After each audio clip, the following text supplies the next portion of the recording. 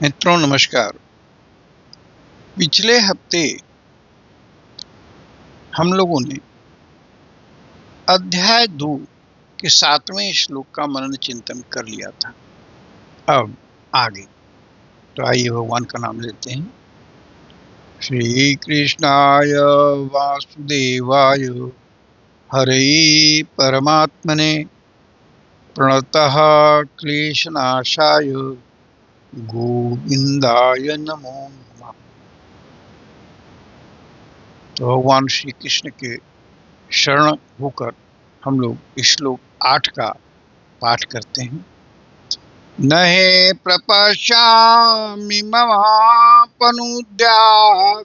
यच्छोकमुशोषणमिन्द्रियाणाम् अवाप्य भूमावसपत्नमृद्धम् राज्यं सुराणामपि चाधिपत्यम्।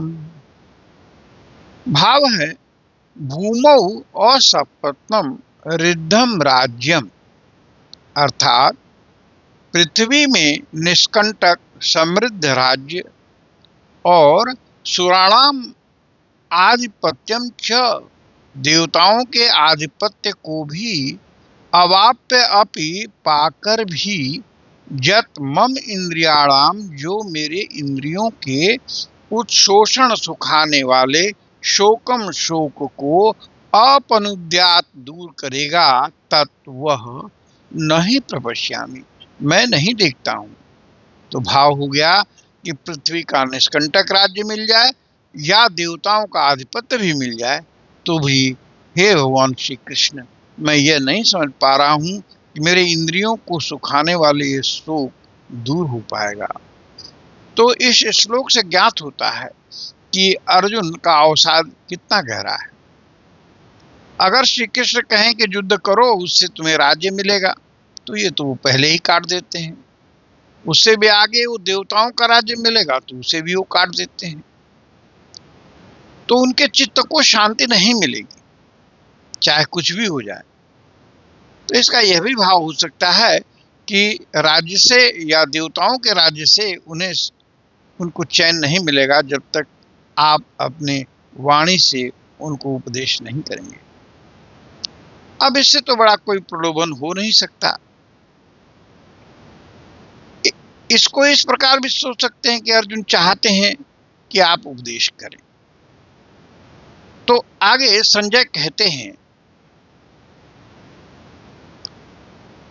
संजय धृतराष्ट्र से कहते हैं कि एवं उक्त्वा ऋषिकेशम गुडाकेशः परंतप।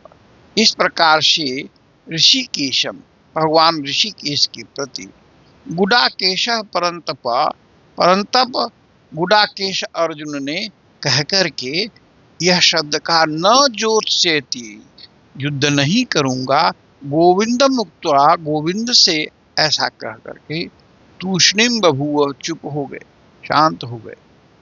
गौर करिए, यहाँ तो अर्जुन के लिए आया है गुडाकेश और परंतप। गुडाकेश का अर्थ होता है जिसको नींद पर जो विजय प्राप्त कर ली हो, वो गुडाकेश है।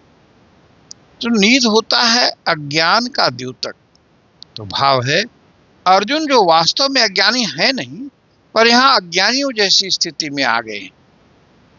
और परंतप भी हैं, वो योद्धाओं पर विजय प्राप्त करने वाले हैं, वो साधारण योद्धा नहीं है। फिर भी इस तरह से कायरतापूर्ण बात कह रहे हैं।